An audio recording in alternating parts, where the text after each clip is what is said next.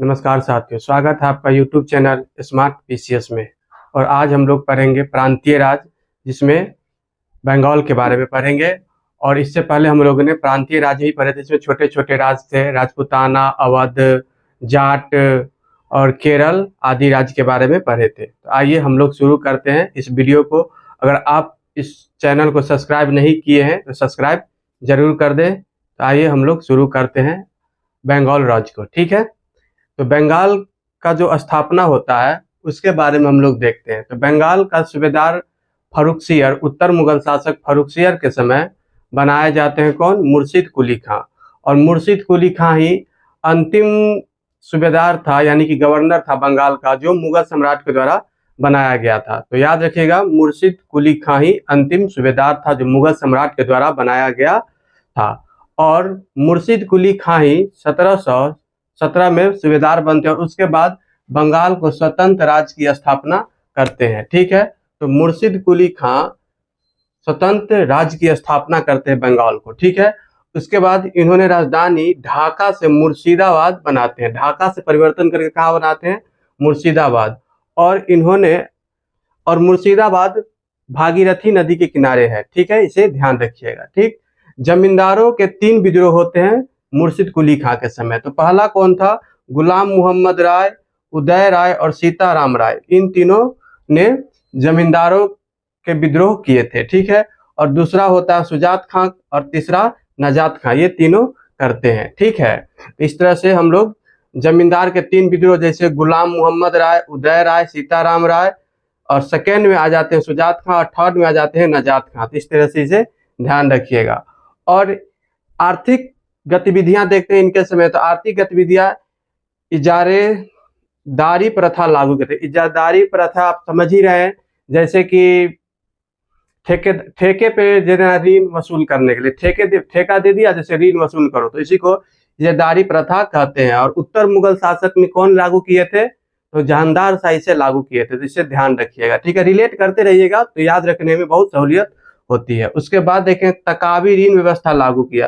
तो तकावी ऋण क्या होता है? जैसे खेती के लिए पैसा देना, कृषि के लिए किसान को पैसा देने का जो सुविधा उपलब्ध कराया, उसी को तकावी ऋण कहते हैं। तकावी ऋण की व्यवस्था भी लागू किए थे अपने राज्य में मुर्शिद कुली खां। ठीक है, तो इस तरह से हम लोगों ने मुर्शिद कुली खां को देख लिया। तो यही तथ्य से क्वेश्चन आपको एग्जाम में देखने को मिलेंगे, तो इसे ध्यान रखिएगा। ठीक है, उसके बाद बनते हैं शुजाउद्दीन, जिसका समय था 1727 से 1739। तो यह क्या था? यह मुर्शिद कुली खां का दामाद था। किसका था दामाद? मुर्शिद कुली खां का, इसका दामाद था ये। ठीक है, तो इसे ध्यान रखिएगा। उसके बाद बनते हैं सरफराज, 1739 से 1740। ठीक है, तो 1 साल के लिए यह बनते हैं सरफराज। और उसके बाद बनते हैं अलवर्दी खां। तो सरफराज और अलवर्दी खां के बीच में एक फैक्ट बहुत इंपॉर्टेंट है, इसे याद रखिएगा। गिरिया का युद्ध होता है। किसका? गिरिया का युद्ध होता है 1740 में। ठीक है, 1740 में गिरिया का युद्ध होता है। किस किस के बीच? सरफराज और अलवर्दी खां के बीच। अलवर्दी खां के बीच, जिसमें अलवर्दी खां जीत जाते हैं। ठीक है, जीतते हैं तभी वे शासक बनते हैं। अगला सूबेदार, अगला नवाब जो कहिए, वो बनते हैं यहाँ का, बंगाल का। ठीक है, तो गिरिया का युद्ध क्या हुआ था? 1740 में। किस किस के बीच? सरफराज और अलवर्दी खां। इसे ध्यान रखिएगा। उसके बाद हम लोग देखते हैं अलवर्दी खां 1740 और 1756 तक बंगाल का सूबेदार रहते हैं। तो इनका मुगल बादशाह से क्या संबंध था, उसको देखते हैं। तो अपने शासन के 16 वर्ष में इन्होंने बंगाल से कभी मुगल बादशाह को राजस्व नहीं भेजे थे। बंगाल का राजस्व यह कभी नहीं भेजे थे। ठीक है, तो इसे ध्यान रखिएगा।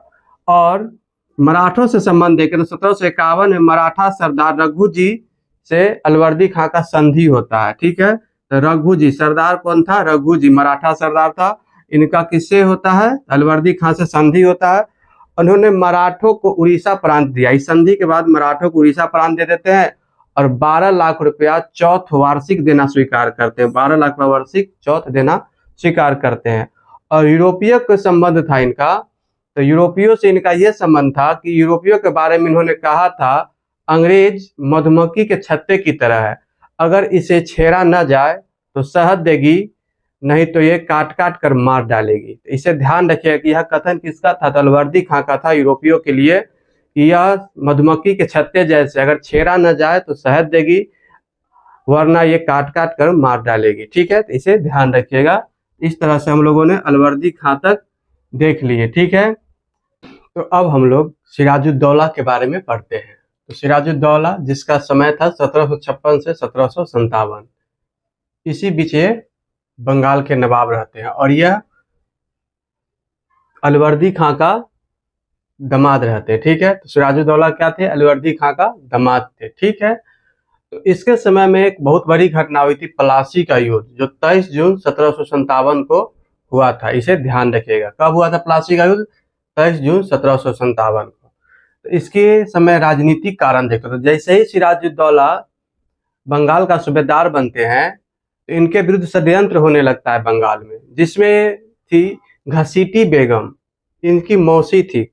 ये कौन थी, ये सिराजुद्दौला की मौसी। ठीक है, और राय दुर्लभ यह दीवान था, किसका, तो ये दीवान था सिराजुद्दौला का। शौकत जंग ये पूर्णिया के नवाब था। तो ये तीनों षड्यंत्र में शामिल लोग थे। ठीक है, तो इसे ध्यान रखिए कौन कौन थे, घसीटी बेगम, राय दुर्लभ ये सिराजुद्दौला का दीवान थे, और शौकत जंग ये पूर्णिया के नवाब थे। ठीक है, और इस समय फ्रांस में और अंग्रेज में 7 वर्षीय युद्ध चल रहा था। यूरोप में 7 वर्षीय युद्ध का प्रवाह 1756 से 63 चल रहा था। तो इस समय अंग्रेज और फ्रांस अपना अपना किला को चाहते सुरक्षित रखने के लिए दुर्गीकृत करना चाह रहे थे। ठीक है, तो जैसे कलकत्ता के किले को अंग्रेज अपना दुर्गीकृत करना चाह रहे थे और चंद्रनगर के किले को अपना फ्रांस दुर्गीकृत करना चाह रहे थे, जिसे सिराजुद्दौला मना कर देते हैं ऐसा करने से। तो उसके बाद क्या होता है कि फ्रांस तो मान जाते हैं, फ्रांस क्या करते हैं, फ्रांस मान जाते हैं। ठीक है, बट अंग्रेज नहीं मानते हैं, वो करते रहते हैं। अंग्रेज इसलिए नहीं मानते हैं क्योंकि उसने पहले कर्नाटक युद्ध जीता था, तो उसके लिए उसका मनोबल हाई था, इसलिए वो नहीं मानते और करते रहते हैं। ठीक है, उसके बाद ये भी एक मतलब कारण था। ठीक है, उसके बाद देखते हैं आर्थिक कारण क्या था, मतलब प्लासी युद्ध का ये सब पृष्ठभूमि है। ठीक है, तो शाही फरमान का दुरुपयोग, शाही फरमान किसके समय मिला था अंग्रेज को, तो यह फर्रुखसियर के समय मिला था। ठीक है, इसका दुरुपयोग करते हैं अपना जैसे मुक्त व्यापार में और दस्तक करने में। ठीक है, तो इस समय इसका दुरुपयोग करते हैं, जिस कारण दोनों में संघर्ष का कारण बनता है। ठीक है, शाही फरमान, ये भी एक कारण था। ठीक है, उसके बाद देखते हैं तत्कालिक कारण।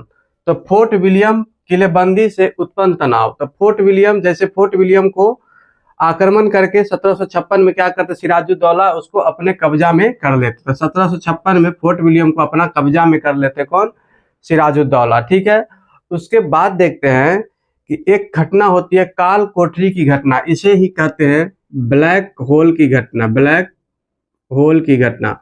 तो इसमें ये होता है कि कहते हैं कि 18/14, लगभग 18/14 का एक रूम था, जिसमें 146 लोगों को, 146 अंग्रेजों को बंद कर दिया था सिराजुद्दौला।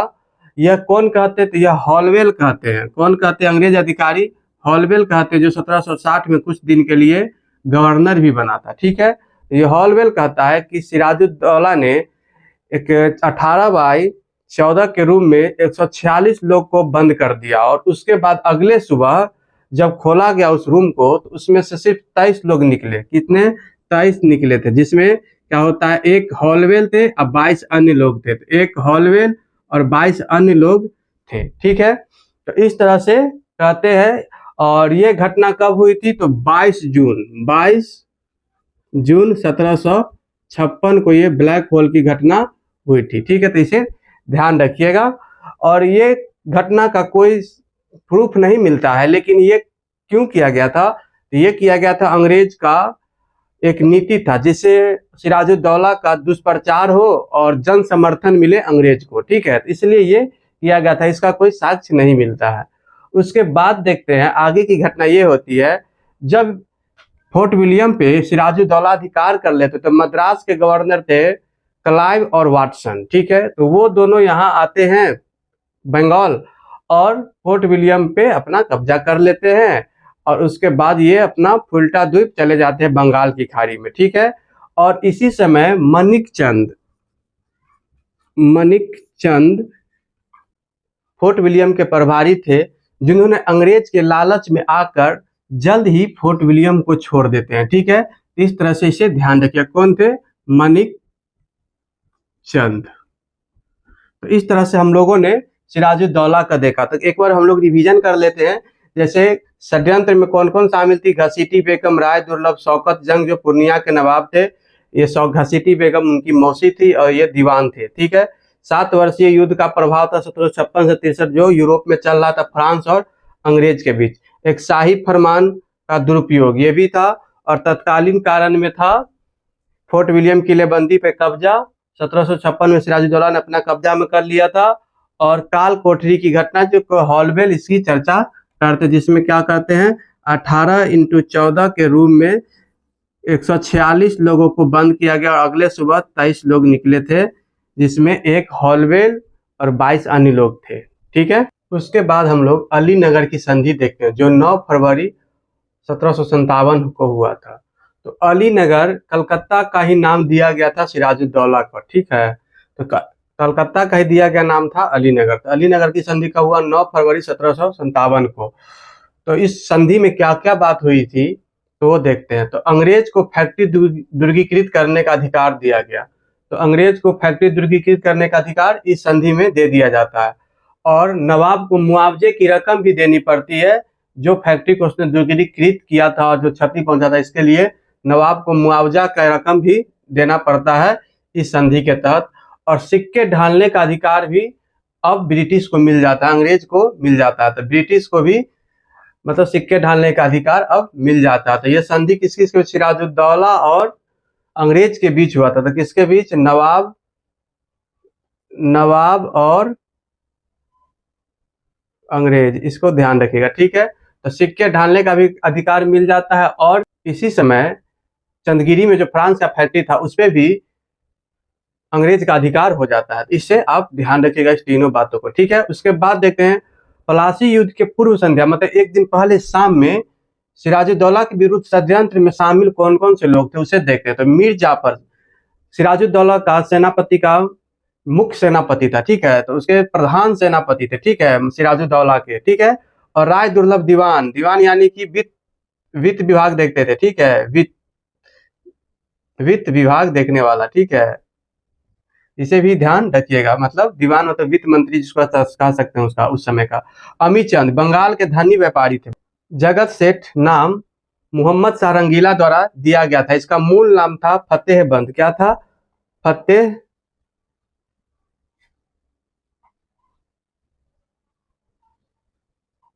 तो ये फतेहबंद इसका पूरा पहले का नाम था। और जगत सेठ की उपाधि दिया गया था किसके द्वारा? मोहम्मद शाह के द्वारा, ठीक है। तो यह बंगाल का सबसे बड़ा बैंकर था। उसके बाद देखते हैं युद्ध की शुरुआत। तो प्लासी के युद्ध की शुरुआत कब होती है? 23 जून 1757 को, ठीक है।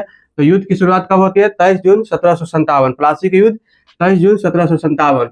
और प्लासी किस नदी के किनारे है? तो भागीरथी नदी के किनारे है, ठीक है। तो नवाब की ओर से इस युद्ध में सब शामिल होते हैं, मीर जाफर, राय दुर्लभ दोनों शामिल होते हैं, ठीक है। लेकिन ये लोग सिर्फ षड्यंत्र थे, तो ये दिखावा के लिए ही शामिल होते हैं, ठीक है। लेकिन नवाब की ओर से मीर मदान युद्ध में लड़ता हुआ मारा जाता है, ठीक है। और सोहन लाल भी साथ दिया था, ठीक है। तो मीर मदान लड़ता हुआ मारा था और नवाब मुर्शिदाबाद भाग जाते हैं, ठीक है। और नवाब कहाँ चले जाते हैं? मुर्शिदाबाद चले जाते हैं। तो इस तरह से ये युद्ध में सिराजुद्दौला हार जाता है और उसकी हत्या कर दी जाती है। कहाँ? मुर्शिदाबाद में, जहाँ वो भाग जाता है, ठीक है। तो यहीं पे इसकी हत्या कर दी जाती है। तो इस तरह से प्लासी का युद्ध हुआ। और प्लासी के युद्ध में ही मीर जाफर और अमीर चंद के साथ अंग्रेज को समझौता करता है। इसके बाद मीर जाफर को बंगाल का नवाब बनाया जाएगा और उसके बदले में अंग्रेज को 24 परगना, मतलब 24 परगना देना पड़ेगा, ठीक है। तो ये होता है आपको मीर जाफर के साथ। और राय दुर्लभ के साथ क्या करते हैं ये समझौता, जो कि एक झूठा समझौता था, क्योंकि इन्होंने षड्यंत्र को सार्वजनिक करने का मतलब बोल दिया था। तो इसलिए इसके साथ एक झूठा समझौता किया जाता है षड्यंत्र के थ्रू, लेकिन इनको कुछ मिलता नहीं है, ठीक है। तो इसके बाद कौन बनते हैं नवाब? तो मीर जाफर नवाब बन जाते हैं, मीर जाफर, ठीक है। और ये कब बनते, कितने से कितने के लिए रहते हैं? 1757 से 1760 तक, ठीक है। तो मीर जाफर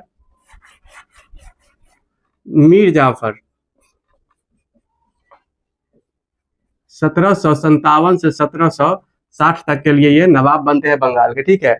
और यह एक कठपुतली जैसा नवाब था, क्योंकि इसके बाद यह सिर्फ अंग्रेजों का जो भी मांग करता था उसी को पूर्ति करते रहते थे, समझे। और ये अपना कुछ अधिकार ही नहीं था इसको। इसके बाद जब यह मतलब अंग्रेज का पूर्ति नहीं कर पाए, अंग्रेज का जो भी मांग था उसको देने में थोड़ा असमर्थ हो गए, तो इसी का दामाद था कौन? मीर कासिम, मीर कासिम, जो कि बनते हैं 1760 से 1763 तक ये नवाब रहते हैं। फिर ये भी कुछ मतलब विरोध करते अंग्रेज का, तो फिर मीर जाफर बन जाते थे। इसके बारे में हम लोग कल पढ़ेंगे।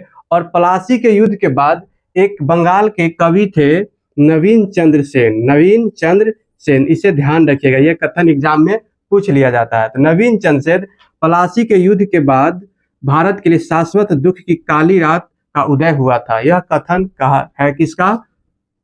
मतलब बोले थे प्लासी के युद्ध के बाद कि प्लासी के युद्ध के बाद भारत के लिए शाश्वत दुख की काली रात का उदय हुआ। ये इसलिए बोले थे कि प्लासी के युद्ध के बाद अंग्रेज क्या करते हैं, अब व्यापारिक कंपनी के बाद अब ब्रिटिश क्या हो जाता है, यहाँ सैन्य और राजनीतिक शक्ति बन जाते हैं, ठीक है।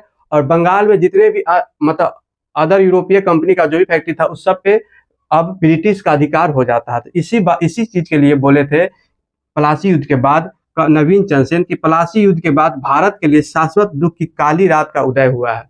इस कथन को ध्यान रखिएगा। उसके बाद बनते मीर जाफर, मीर जाफर 1757 से 1760, और ये वही अंग्रेज का जो 24 परगना का जो बात था उसको पूरा करते हैं, और एक कठपुतली के जैसा ये राजा रहते हैं, ठीक है। और उसके बाद जब उनकी मांग को पूरा नहीं कर पाते हैं तो मीर कासिम उसका दामाद रहता है, जो बनता है बंगाल का नवाब 1760 से 1763। तो इस तरह से हम लोगों ने यहाँ तक देखा, और कल इस चैप्टर को मतलब बंगाल को हम लोग पूरा कर लेंगे दूसरे वीडियो में, ठीक है। तो आपको यह वीडियो कैसा लगा जरूर बताएं, और आप लोग एक दो बार इस वीडियो को जरूर देखें, और कोई भी दिक्कत हो तो कमेंट बॉक्स में कमेंट करें। तो धन्यवाद।